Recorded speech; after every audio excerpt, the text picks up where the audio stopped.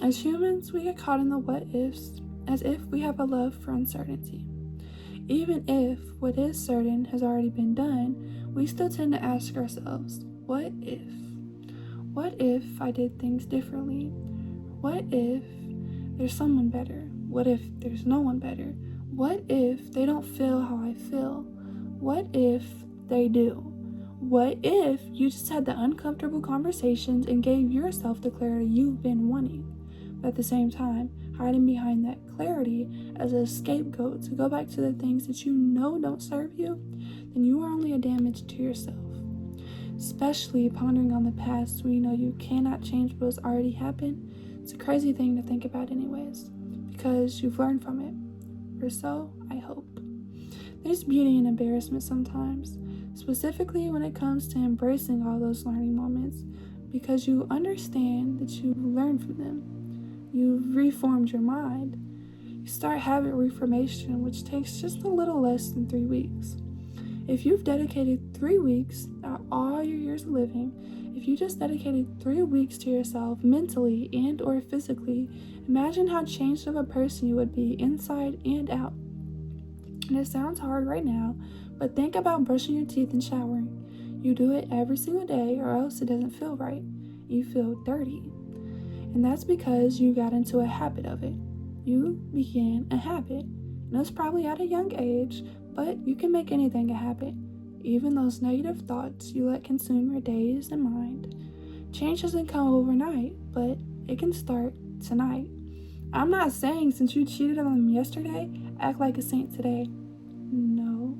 That's why it's important to sit in that sin and conviction sometimes, in that place of silence, so that we know we won't and don't want to do that to others or even ourselves ever again.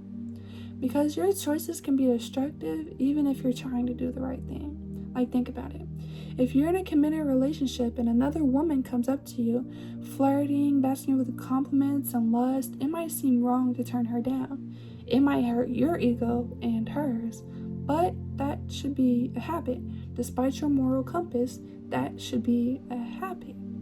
And it might hurt your feelings when your friends don't want to hang or invite you to things anymore because they see you don't drink or smoke like you once used to. But at the same time, be glad because they know that you've changed your habits and to not even invite you to those type of environments. Like, if you see a lustful picture and you know that provokes you to lust, then make a new habit reformation and go pray instead. Allow those sinful fleshly things to be reformed so that you can be made new. Because reformation starts with you, your mind, your heart posture. If you can create your future, then why are you dwelling on the what ifs of everything? Especially the what ifs of your past. Go do it. Go change. Go send that paragraph you're too prideful to deliver because you're scared of your nonchalant reputation being ruined. The most beautiful part of life is that we get to create it.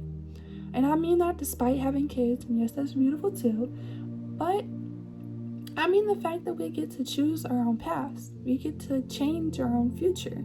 We are the authors of that. At some point, true maturity comes when you stop blaming your past for your present. Stop telling people you were never taught how to love, so you don't know how to love. You were never taught how to cheat, and yet you were still a good cheater. Reform your thinking. The longer you get stuck on your past, you're creating condemnation and separation from your own self. And the longer you dwell in the trauma you could have healed from years ago, and the more your past has a reason for your failure. But your past doesn't have a reason for your failure. Your past isn't the reason for your failure.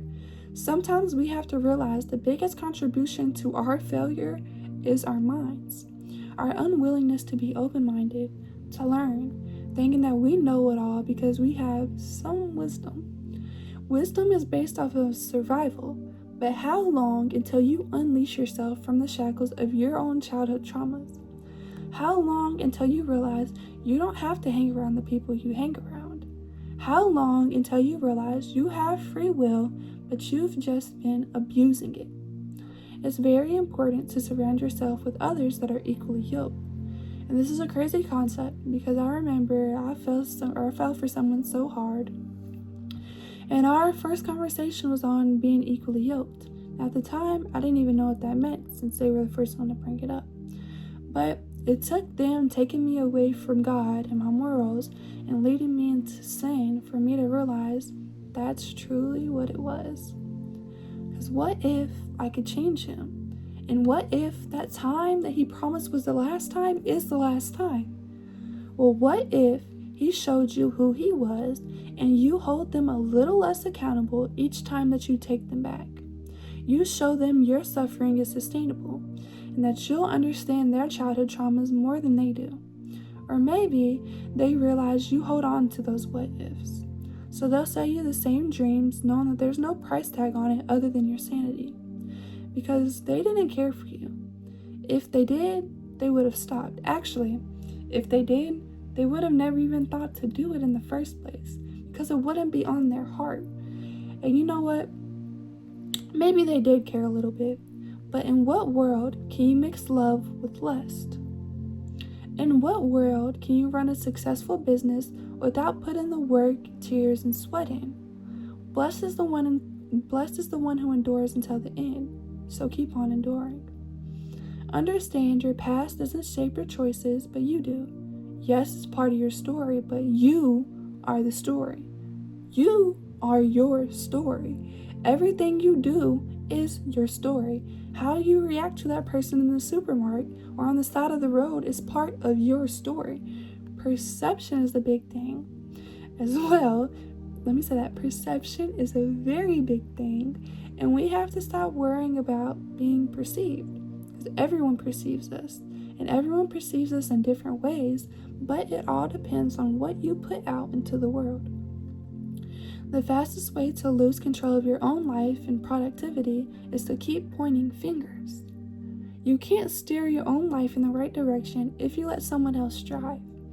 And you can't arrive to your destination if you're too focused on the fog rather than the directions. Take control and take initiative. A life being bad is only subjective to the one who lives it and makes it that way, and they think of it that way. There's beauty in coming out beautiful in life, even though it's put you through ugly things, because the ball keeps rolling until someone picks it up. If the ball's in their court, doesn't that mean they have power over how the game goes? Doesn't that mean your mind doesn't become yours, but becomes dictatorship with them in control? Dictated off what might happen, what could happen, what has happened, what if this happens? And I don't believe on giving up on love because of a bad experience. And taking a rest to rest your mind, sure. But why let a bad experience ruin something so good? Why let your demon on your right shoulder have dominion? You keep diving into these imaginary scenarios thinking that the next person will do the same things your last person did. And that's the thing. It's imagination. All the ifs are just imagination. And imagination can be beautiful until it's not. Until you begin not rationing. Until you're not rationing out reality from irreality. Until your fantasy of maybe things could be different if it's just fiction. If things could be different, then things would have happened that way. And the things happened the way that they happened because that's exactly how they were supposed to happen. And there's a cause for everything, or you'd remember nothing.